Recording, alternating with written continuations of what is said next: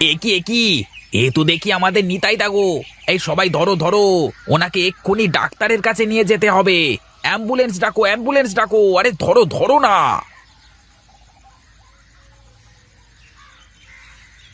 আহারে, বাড়িতে ছোট ছেলেটা বউটা অসহায় হয়ে গেল গো। বিধাতার এ কেমন খেলা! আমারে কি সর্বনাশ হলো রে!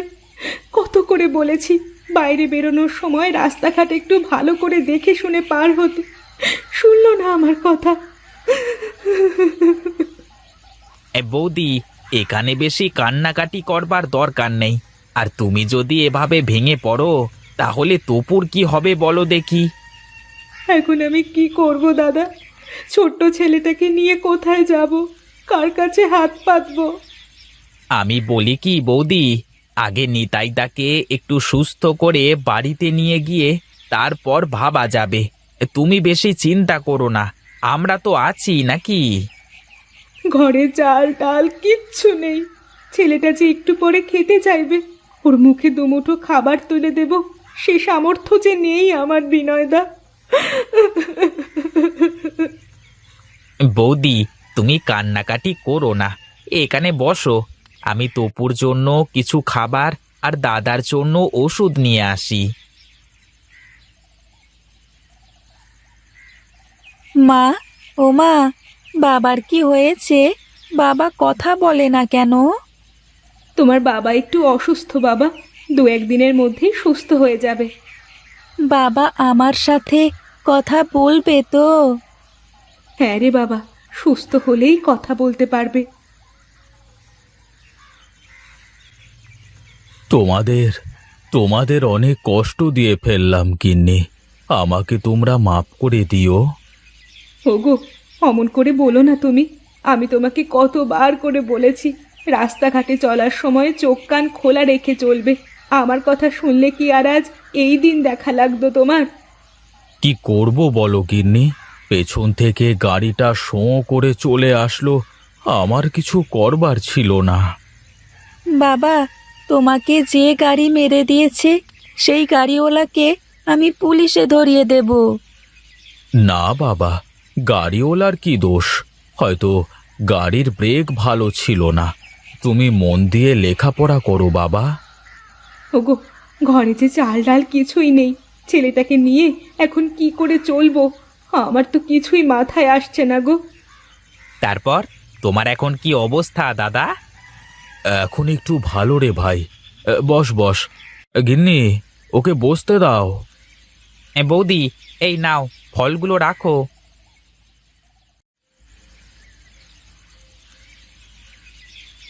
তুই যদি না থাকতিস তাহলে যে আমার কি হয়ে যেত।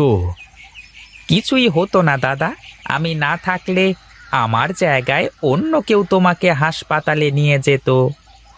অনেক তো উপকার করলি ভাই, তুই আমার আর একটা উপকার করবি? বলো দেখি দাদা, যদি আমার সামর্থ্যের মধ্যে থাকে তাহলে অবশ্যই করব। তোর বৌদি আর এই ছোট ছেলেটা এখন না খেয়ে থাকবে, আমার তো আর কোনো উপার্জন নেই। তুই যদি একটা বন্দোবস্ত করে দিতে পারতিস। কি করতে হবে বলো দাদা? তুমি হলে না হয় একটা কাজবাজের ব্যবস্থা করে দিতে পারতাম, কিন্তু বৌদি তো মেয়ে মানুষ, তাকে দিয়ে কি করতে বলবো?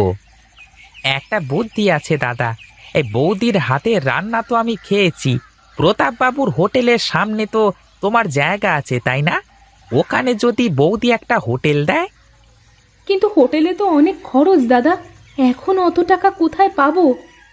আরে কিসের অত টাকা? গরিবের হোটেলে বেশি টাকা লাগবে না, দরকার হলে সবাই মাটিতে বসে কলা পাতায় খাবে। এভাবে কি লোকজন আসবে খেতে আমার ওখানে? ওসব তুমি আমার উপর ছেড়ে দাও বৌদি, তুমি তৈরি হও, কাল থেকেই আমরা হোটেলের কাজ শুরু করব। এখন তাহলে আমরা উঠি। কিছু মুখে দিয়ে যাও ভাই। না বৌদি, এখন আর কিছুই মুখে দেব না, অন্য দিন খাবো।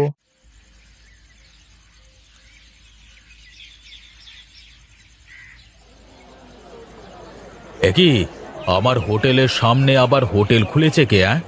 বুঝেছি, নিতাই অপায়েজ হয়ে ঘরে পড়ে আছে, আর এখন ওর বউ এসেছে আমার সাথে পাল্লা দিয়ে হোটেল করতে। দাঁড়াও, দেখাচ্ছি আমিও। আরে প্রতাপদা, আপনি আসুন আসুন আসুন। বৌদি, উনি হলেন প্রতাপদা। উনি ওই বড় হোটেলের মালিক। বেশ বেশ, একা একা ব্যবসা করতে তেমন ভালো লাগতো না। এখন একজন প্রতিবেশী তো আসলো। আশীর্বাদ করবেন দাদা, যেন আমরাও আপনার মতো বড় হতে পারি। হ্যাঁ হ্যাঁ, তা তো করবই, কিন্তু তোমার তো কোনো চেয়ার টেবিল দেখছি না। মানুষকে বসতে দেবে কোথায় শুনি? শুরু করি আগে, তারপর দেখব দাদা। এখন আপাতত নিচে বসেই খাবে সবাই। তা আবার হয় নাকি? খরিদ্দার কি আর ওই নিচে বসে খাবার খাবে? খাবে দাদা, আর তাছাড়া এখন আমার চেয়ার টেবিল বসানোর মতো পরিবেশ নেই, সবই তো জানেন বোধহয়। হ্যাঁ, তা তো জানি। তবে শোনো, আজই এই মাঝখান দিয়ে একটা ছোট করে বেড়া দিয়ে নেবে, যাতে করে তোমার হোটেল আর আমার হোটেল আলাদা করে বোঝা যায়, বুঝলে? ঠিক আছে দাদা, আপনি কোনো চিন্তা করবেন না, আমার জন্য আপনার কোনো ক্ষতি হবে না। কি ব্যাপার? প্রতাপ বাবু কি বলে বৌমা? কি আর বলবে, মাঝখান দিয়ে একটা বেড়া দিয়ে নিতে বলল। প্রতাপ বাবু পাকা ধানের বাউই, খুব ধুরন্ধর। একটু সাবধানে থাকতে হবে বৌমা। ও নিয়ে চিন্তা করো না কাকা, আমরা তো আছি সবাই। হ্যাঁ হ্যাঁ বৌমা, আমরা থাকতে তোমার কোনো ক্ষতি হতে দেব না। তুমি নিশ্চিন্তে ব্যবসা করো।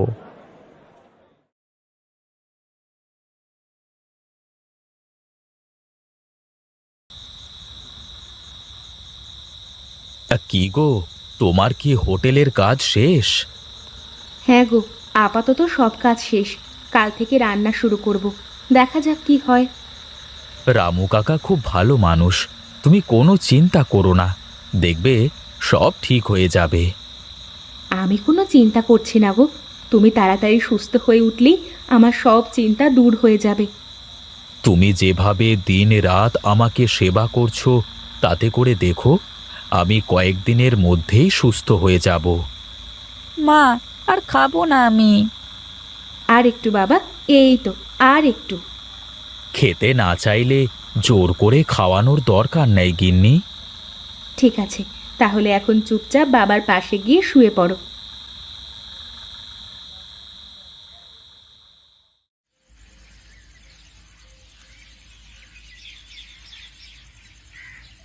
হ্যাঁ, বাহ বাহ বাহ বাহ বাহ বাহ, কি সুন্দর গন্ধ।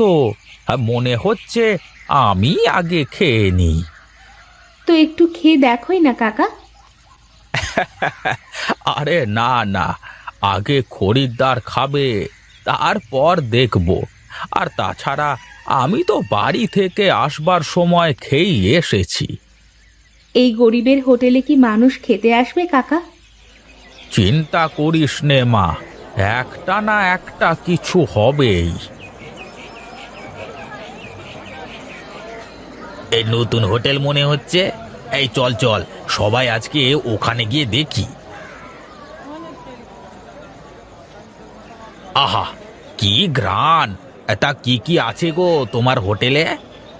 হ্যাঁ, বসুন না দাদা, সব কিছুই আছে আমাদের এখানে। তা কোথায় বসতে হবে শুনি? আপাতত নিচে বসেই খেতে হবে, আপনারা বসুন না, একবার আমার রান্না খেয়েই দেখেন। এই এই, তোরা সবাই বস দেখি, আগে খেয়ে দেখি কেমন। আপনারা খাওয়া শুরু করুন, খেয়ে বলুন তো দেখি কেমন হয়েছে। এ বাবা বাবা বাহ, কি সুন্দর রান্না! মনে হচ্ছে বাড়ির খাবার খাচ্ছি। হ্যাঁ দাদা, এই গরিবের হোটেলকে নিজের বাড়ি মনে করি খেতে পারেন। হ্যাঁ হ্যাঁ, একটু ডাল দাও তো দেখি। হ্যাঁ, বুঝলে মা, তোমার হাতে রান্নার কোনো তুলনাই হয় না। কাকা, আজ বড় অসহায় হয়ে এই কাজ শুরু করেছি। চিন্তা করিস নে মা, খুব ভালো কাজ করেছিস তুই। আর শোন, চকচক করলি যেমন শোনা হয় না, তেমনি সামনের ওই বড় লোকের হোটেলে খেতে গেলে খালি পয়সা যায়, খাওয়া হয় না। ঠিক বলেছেন কাকা, ওই হোটেলে যে টাকা দিয়ে খাই তার অর্ধেক টাকায় এখানে তৃপ্তি করে খেতে পারবে। হে হে। হ্যাঁ হ্যাঁ, এখন থেকে সবাই এখানেই খেতে আসবে। এখন তাহলে আমি চলি, কেমন? তারপর বৌদি, কেমন চলছে ব্যবসা? মাত্র তো শুরু করলাম, দেখা যাক কি হয়। হ্যাঁ ঠিক আছে ঠিক আছে, তাহলে কাজ করো, আমি একটু গঞ্জ থেকে ঘুরে আসি। হ্যাঁ, সবাই পেট পুড়ে খাবেন, কোনো সমস্যা নেই। আমরা বেশি দামে খাবার বিক্রি করি না। খেতে থাকেন আপনারা, খেতে থাকেন। না, ভাবলাম যে এই রকম গরিব হোটেলে কেউ খেতে যাবে না, কিন্তু সবাই তো ওখানেই খেতে যায় দেখি। কি যে করি! ও রামু, আরে ও রামু, এদিকে আয় তো দেখি। কি বলবেন বাবু, বলেন দেখি। তোর মালকিনের সাথে একটু কথা বলবার দরকার ছিল। বেশ তো, কাজ বাজ শেষ হলে বলবে, এখন তো আমরা অনেক ব্যস্ত। শোনো বৌমা, তুমি মেয়ে মানুষ, আর তাছাড়া নিতাই আমাদের পর কেউ না। আমরা চাইলে এক কাজ করতে পারি। কি কাজ বলেন বাবু, আগে শুনি। তুমি চুপ করো, আমি সরমার সাথে কথা বলছি। রামু কাকাই আমার গার্জিয়ান, আমার সাথে কথা বলা আর ওনার সাথে কথা বলা সমান কথা। সে যাই হোক, আমি বলি কি, আমার তো চেয়ার টেবিল হোটেল সব কিছুই আছে। তুমি যদি আমার হোটেলে রান্না করো, তাহলে আমরা দুজনে মিলে একসাথে ব্যবসা করতে পারি। এ কেমন কথা? নিজের হোটেল রেখে শর্মা কেন তোমার হোটেলে রাঁধুনি হতে যাবে? এই জন্যই বললাম, কর্মচারীকে বেশি লাই দিতে নেই। আপনি আবারও ভুল করছেন প্রতাপবাবু, রামু কাকা আমার গার্জিয়ান। আর হ্যাঁ শুনুন, আমি আপনার কথার সাথে একমত হতে পারলাম না, আর আমরা কালই আমাদের হোটেলে চেয়ার টেবিলের ব্যবস্থা করব। চলো কাকা। আমার কথা হলো তো বৌমা, দেখো এখন আমাদের হোটেল কেমন চলে। আর এখন তো নিতাই বাবাও সুস্থ হয়ে গেছে। তুমি আর বিনয়তা যদি পাশে না থাকতে, তাহলে আমার দ্বারা এত কিছু করা সম্ভব হতো না কাকা। কই গো গিন্নি, দেখো তো হোটেলের নামটা ঠিক আছে কিনা। সবকিছু ঠিকঠাক আছে। বেশ বেশ, তাহলে তো হয়েই গেল। বিনয়দা আর রামু কাকা না থাকলে যে কি হতো। কি যে বলো বৌদি, এটা তো আমাদের কর্তব্য।